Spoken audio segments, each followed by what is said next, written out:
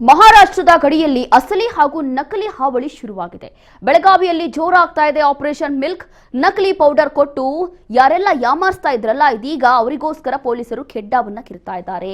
ಗಡಿಯಲ್ಲಿ ಆಕ್ಟಿವ್ ಆಯ್ತಾ ಮಿಲ್ಕ್ ತಯಾರಿ ಗ್ಯಾಂಗ್? ಹಾಗಾದ್ರೆ ಒಂದಲ್ಲ ಎರಡಲ್ಲ 10 ಲಕ್ಷದ ನಕಲಿ ಪೌಡರ್ ಸೀಸ್ ಮಾಡಲಾಗಿದೆ.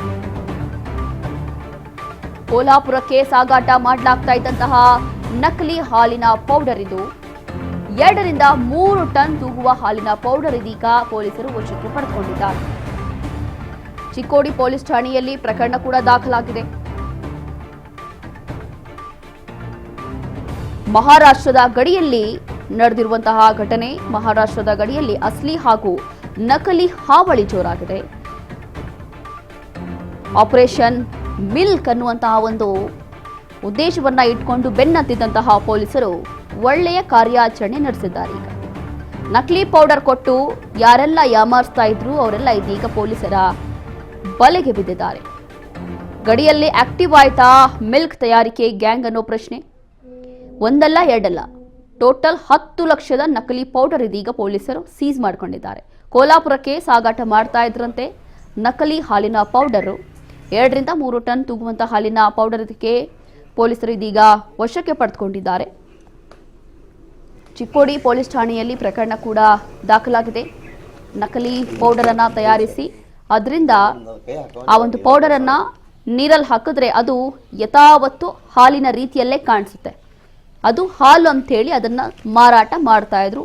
ಇದು ದೊಡ್ಡ ಮಟ್ಟದಲ್ಲಿ ಗ್ಯಾಂಗ್ ಮಾಡ್ಕೊಂಡು ಇದೆಲ್ಲವೂ ಕೂಡ ರೆಡಿ ಮಾಡ್ತಾ ಇದ್ರು, ಜನರಿಗೆ ಯಾಮಾರಿಸ್ತಾ ಇದ್ರು.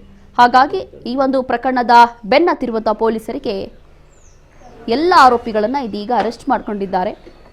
ಯಾರೆಲ್ಲ ಯಾಮಾರಿಸ್ತಾ ಇದ್ರು ಅಂತವರಿಗೆ ಲಾಕ್ ಮಾಡಿದ್ದಾರೆ ಪೊಲೀಸರು. ಗಡಿಯಲ್ಲಿ ಆಕ್ಟಿವ್ ಆಯಿತು ಈ ಒಂದು ಮಿಲ್ಕ್ ತಯಾರಿಕೆ ಗ್ಯಾಂಗ್. ಈ ಒಂದು ಪೌಡರ್ನ ತಯಾರಿಕೆ ಮಾಡಿ ಬೇರೆ ಕಡೆಗೂ ಕೂಡ ಸಾಗಾಟ ಮಾಡಲಾಗ್ತಾ ಇತ್ತು. ಕೋಲ್ಹಾಪುರಕ್ಕೆ ಸಾಗಾಟ ಮಾಡ್ತಾ ಇದ್ರು ಈ ಒಂದು ನಕಲಿ ಹಾಲಿನ ಪೌಡರು. ಹಾಗಾಗಿ ಒಂದು ಕಡೆ ಮಿಲ್ಕ್ ಪೌಡರ್ ಬರುತ್ತೆ, ಹೌದು, ಅದು ಬೇರೆ. ಬಟ್ ಇದು ನಕಲಿ ಪೌಡರು. ಇದನ್ನ ನೀರಲ್ಲಿ ಹಾಕಿದ್ರೆ ಅದು ಆಲ್ಮೋಸ್ಟ್ ಟೋಟಲ್ ಹಾಲಿನ ರೀತಿಯಲ್ಲೇ ಕಾಣಿಸುತ್ತೆ ಹೊರನೋಟದಿಂದ, ಬಟ್ ಅದು ಹಾಲಾಗಿರೋದಿಲ್ಲ. ಹೀಗೆ ಜನರನ್ನ ಯಾಮಾರಿಸ್ತಾ ಇದ್ರು. ಇದೀಗ ಯಾರೆಲ್ಲ ಯಾಮಾರಿಸ್ತಾ ಇದ್ರು, ಯಾರೆಲ್ಲ ಮೋಸ ಮಾಡ್ತಾ ಇದ್ರು ಜನರಿಗೆ ಅಂತವರನ್ನ ಇದೀಗ ಪೊಲೀಸರು ಬಲೆ ಬೀಸಿ ವಶಕ್ಕೆ ಪಡೆದುಕೊಂಡಿದ್ದಾರೆ. ತದನಂತರ ಈ ಎಲ್ಲ ಪೌಡರ್ನು ಕೂಡ ಸೀಸ್ ಮಾಡಿಕೊಂಡಿದ್ದಾರೆ.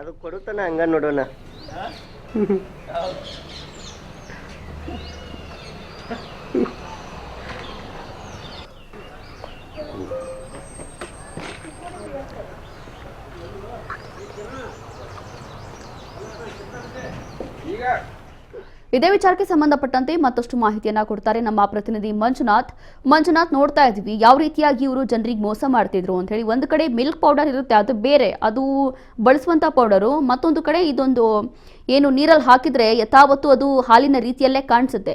ಹೀಗೆ ಇಷ್ಟೊಂದು ದೊಡ್ಡ ಮಟ್ಟದಲ್ಲಿ ಜನರಿಗೆ ಮೋಸ ಮಾಡ್ತಾ ಇದ್ರು, ಯಾಮಾರಿಸ್ತಾ ಇದ್ರು. ಸುಮಾರು ಎಷ್ಟು ಜನರನ್ನ ಇದೀಗ ಪೊಲೀಸರು ಅರೆಸ್ಟ್ ಮಾಡ್ಕೊಂಡಿದ್ದಾರೆ? ಅದಾದ ನಂತರ ಹೇಗೆ ಬೆನ್ನತ್ತಿದ್ರು ಪೊಲೀಸರು ಈ ಒಂದು ಪ್ರಕರಣದಲ್ಲಿ ಅಂತ?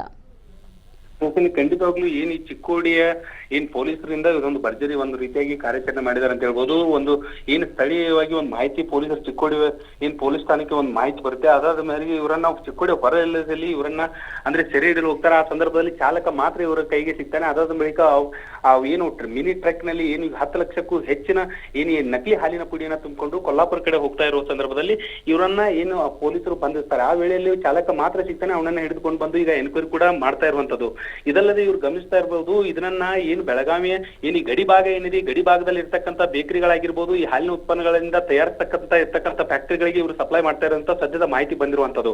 ಒಟ್ಟಾರೆಯಾಗಿ ಹೇಳ್ಬೇಕಂದ್ರೆ ಈ ರೀತಿಯಾಗಿ ನಕಲಿ ಪೌಡರ್ ಅನ್ನ ಬಳಸಿ ಜನರಿಗೆ ಒಂದ್ ರೀತಿಯಾಗಿ ರೋಗನ ಅಂಟಿಸುವ ರೀತಿಯಲ್ಲಿ ಇವರು ಕೆಲಸ ಮಾಡ್ತಾ ಇರೋದು ನೋಡ್ತಾ ಇದ್ರೆ ಪೊಲೀಸರು ಇದ್ರ ಬಗ್ಗೆ ಹೆಚ್ಚಿನ ಗಮನ ಹರಿಸಬೇಕು. ಮತ್ತು ಇದಲ್ಲದೆ ಅಲ್ಲಿ ಏನೀಗ ಸೆರೆ ಸಿಕ್ಕಿದ ಚಾಲಕನನ್ನ ಹೆಚ್ಚಿನ ವಿಚಾರಣೆಯನ್ನು ಒಳಪಡಿಸಿ ಇದರಿಂದ ಆಗ್ತಾ ಇರುವಂತ ಜನರಿಗೆ ಮೋಸ ಆಗ್ತಾ ಇರ್ಬೋದು ಮತ್ತು ಜನರ ಆರೋಗ್ಯದ ಮೇಲೆ ಕೂಡ ಇದು ಪ್ರಭಾವ ಬೀರುತ್ತೆ. ಆದ್ರಿಂದ ಅಲ್ಲಿ ಇರ್ತಕ್ಕಂಥ ಜನರು ಕೂಡ ಈಗ ಒಂದ್ ರೀತಿಯಾಗಿ ಇವರನ್ನ ಕೂಡಲೇ ಇದರ ಒಂದು ದೊಡ್ಡ ಜಾಲ ಇದೆ ಅಂತ ಹೇಳಿ ಕೆಲವರು ಮಾಹಿತಿ ಕೂಡ ಕೊಟ್ಟಿದ್ದಾರೆ. ಆದ್ರೆ ಇದನ್ನ ಚಿಕ್ಕೋಡಿ ಪೊಲೀಸರು ಯಾವ ರೀತಿಯಾಗಿ ತನಿಖೆ ಮಾಡಿ ಇದನ್ನ ಒಂದು ಜನರ ಆರೋಗ್ಯ ದೃಷ್ಟಿಯಲ್ಲಿ ಯಾವ ರೀತಿಯಾಗಿ ಇದನ್ನ ಈ ಕೇಸನ್ನ ತೆಗೆದುಕೊಂಡು ಹೋಗ್ತಾರಂತೆ ಕಾದ್ ನೋಡ್ಬೇಕಾಗಿದೆ ರೋಶಿನಿ.